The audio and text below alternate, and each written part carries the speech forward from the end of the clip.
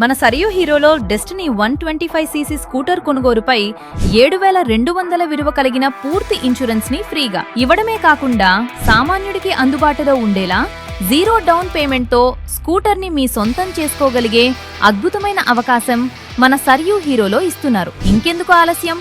Sarayu hero showroom, mini bypass road, Nellore.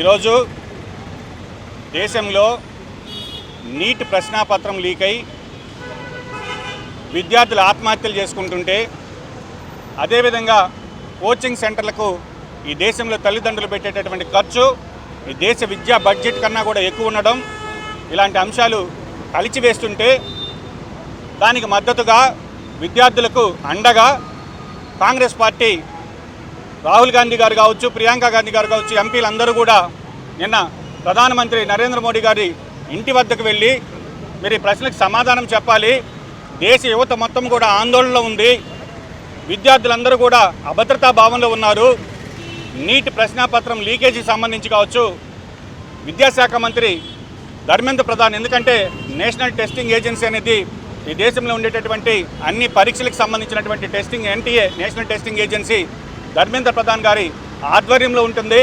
కాబట్టి దీనికి నైతిక బాధ్యత వహిస్తూ ఇంతమంది విద్యార్థుల మరణానికి కారణమైనటువంటి ఆ విద్యాశాఖ మంత్రి రాజీనామా చేయాలని డిమాండ్ చేస్తుంటే దానికి సమాధానం దాటవేస్తూ పార్లమెంట్లో సమాధానం చెప్పలేక, పార్లమెంట్లో సమాధానం చెప్పనప్పుడు మీ ఇంటి దగ్గరికి వస్తాం, మీరు ఇంటి దగ్గర అని చెప్పమని ప్రజాస్వామ్యబద్ధంగా శాంతియుత మార్గంలో నిరసన తెలియజేస్తుంటే రాహుల్ గాంధీ గారిని, అదేవిధంగా కాంగ్రెస్ పార్టీ ఎంపీలని ప్రియాంక గాంధీ గారిని ఘోరంగా అవమానించి అరెస్ట్ చేయడం, కేసులు పెట్టడం అనేది సబబు కాదు.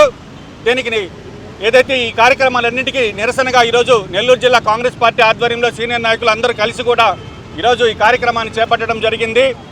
భవిష్యత్తులో ప్రజాస్వామ్యం ఈరోజు ఈ దేశంలో ఏ విధంగా ఉందనే దానికి ఇదొక ఉదాహరణ.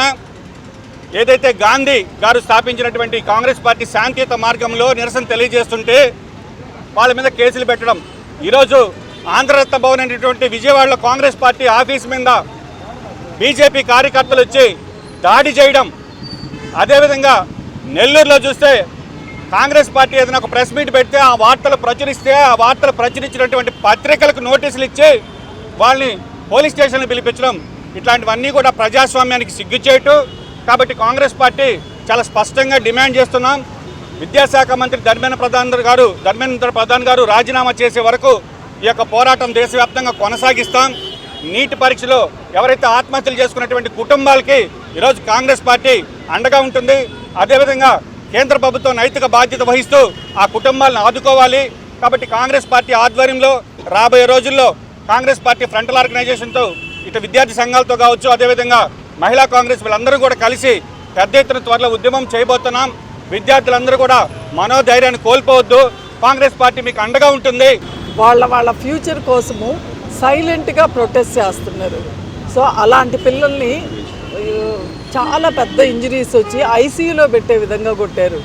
సో వాళ్ళని పలకరించి మా ప్రతిపక్ష LOP leader of opposition Rahul Gandhi గారు వాళ్ళని పలకరించి, సో దిస్ ఈజ్ బ్యాడ్, దానికోసము నిరసన తెలిపేదానికి సో మనకు హక్కు కనిపించింది అంబేద్కర్ రాసిన దీంట్లో రాజ్యాంగంలో. సో 19(1)A అనే ఆర్టికల్లో ఏముందంటే మనకు వాక్ స్వాతంత్రం. సో అక్కడ చెప్పేది ఏంటంటే మనం మాట్లాడే హక్కు. సపోజింగ్ ఏదైనా నచ్చలేదు గవర్నమెంట్ మీద ఇంకొకటి, సో మీరు చేసేది నచ్చలేదు అనే వాక్ స్వాతంత్రం నాకుంది. ఓన్లీ థింగ్ ఏంటంటే నచ్చలేదు అని చెప్పే స్వాతంత్రం నాకుంది. వాళ్ళు విన్నారు వినకపోవడం అనేది వాళ్ళ స్వాతంత్రం కావచ్చు, బట్ చెప్పే స్వాతంత్రం అధికారం మాకుంది.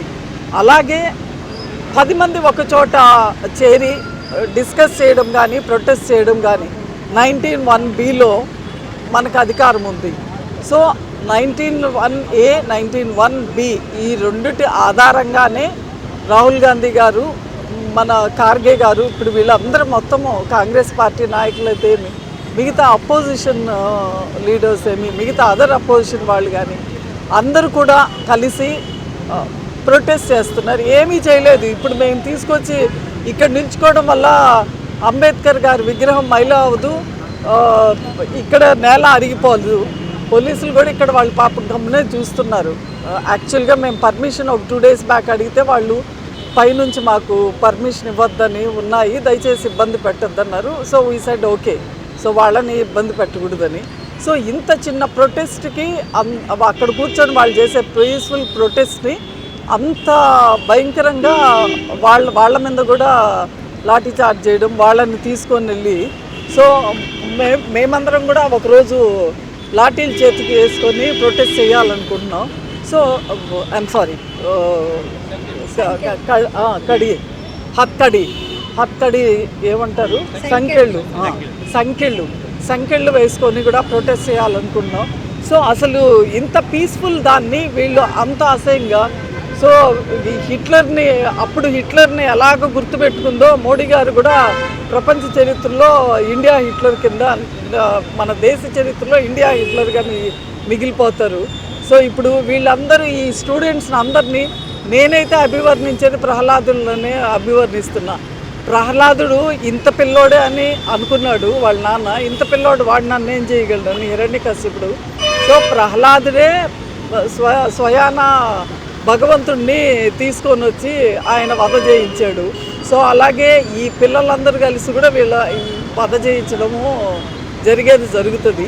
సో పిల్లలందరికీ మా పూర్తి మద్దతు ఉంది. అలాగే మా ఎల్ఓపి రాహుల్ గాంధీ గారు, ప్రియాంక గాంధీ గారు, ఖార్గే గారు, వేణుగోపాల్ గారు, సో మా వాళ్ళందరూ కూడా, మా వాళ్ళే కాక అదర్ పార్టీ లీడర్స్ అందరికీ కూడా వాళ్ళు అవమానకంగా బిహేవ్ చేసిన దానికి మా ప్రొటెస్ట్ని తెలియజేస్తున్నాం.